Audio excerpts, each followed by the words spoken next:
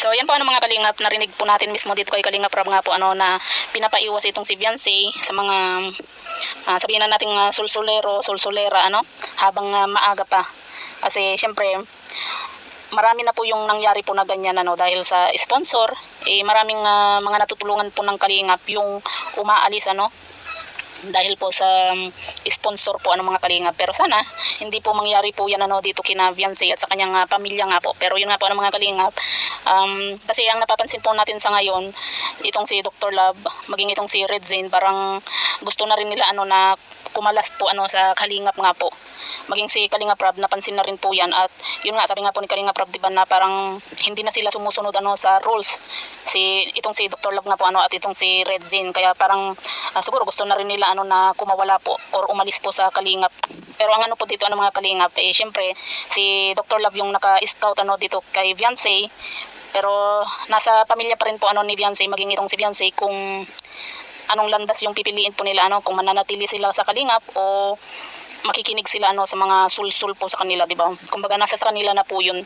Pero kung para sa atin po mga Kalingap, mas gustuhin po natin na manatili sa Kalingap, kasi marami na po sa natulungan po ng Kalingap yung umalis. Tapos siyempre sa una nandyan pa ang mga sponsor na tumutulong po sa kanila. Pero sa katagalan wala rin nangyari, di ba? Samantalang kapag nanatili ka sa Kalingap, hanggat nasa Kalingap ka, matutulungan ka po nila sa abot po ng kanilang makakaya nga po, di ba? Pero yun nga po mga Kalingap, nakay Beyonce na rin po at sa pamilya po niya, kung makikinig po sila ng makikinig nga po sa mga sinasabi po ng mga nakapaligid po sa kanila, di ba? Sabihin na natin na malaki yung utang na loob nila dun sa tumulong or nag-sponsor sa kanila sa bahay, mga ganyan. Pero hindi naman po nila hiningi yun kasi kusang loob naman pong ibinigay po sa kanila, di ba, yung tulong na yun. Kaya sana hindi po mangyari yung iniisip ni Kalingap Rob, kasi ganyan rin po yung nangyari po sa dati po niyang Angels nga po Kasi kung mapapansin niyo po mga Kalingap, ang laki rin po ng ipinagbago kasi dati talagang marami po yung humahanga po dito kay Beyonce, sa pamilya po niya, kasi kahit na may mga basher, hindi po nila pinapansin. Tapos kapag yung about sa mga sponsor naman, talagang lahat idinadaan nila dito kay Kalingap Rob, di ba, lahat sinasabi. Pero kung yun nga pero kung dahil sa si Dr. Love yung naka-scout sa kanya at hindi sila hindi sila makatanggi, di ba? Kasi katulad po niyan, di ba? Hindi naman sa tayo katulad po niyan, nagbakasyon po itong sina Beyonce kasama yung kanyang pamilya, pero kasama po itong sina Dr. Love at Redzane.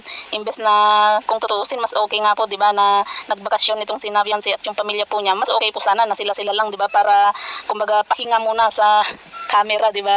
Kaso kasama itong sina Dr. Love at itong sina Redzane, di ba? Kaya imbes na makapagpahinga, wala mo lang video-video.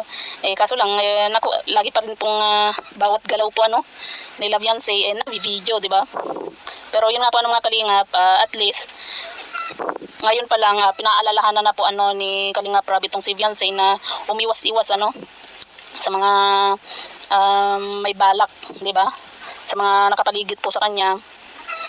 Kasi biglaan po mga Kalingap, kumbaga maging si Kalingap Rob, hindi po siya makapaniwala na ba't biglang nagbago yung ugali at pakikitungo nitong si Dr. Love at itong si Redzane, na dati naman ay okay na okay, di ba?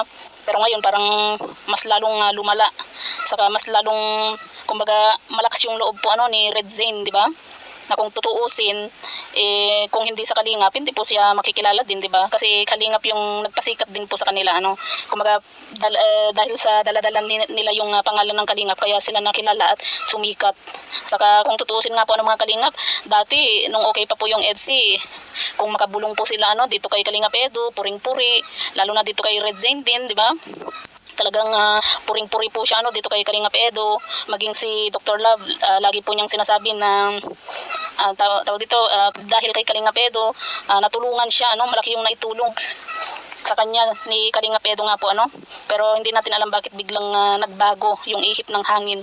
Kaya siguro tama rin po yung nasa isip ni Kalingap Rob, na baka merong nasa likod po talaga nito. Kasi bakit biglang ganyan yung nangyayari nga po dito kay Dr. Love at kay Red Zane. Pero yun nga po ng mga kalingap, na kay fiancé na rin at sa kanyang pamilya kung makikinig po sila sa mga sulsul, di ba? Nasa sa kanila na po yan. Kasi kung mas makikinig po sila sa mga sulsul ng mga nakapaligid po sa kanila, parang mas pinipili po nila yung iba kaysa dito sa kalingap nga po.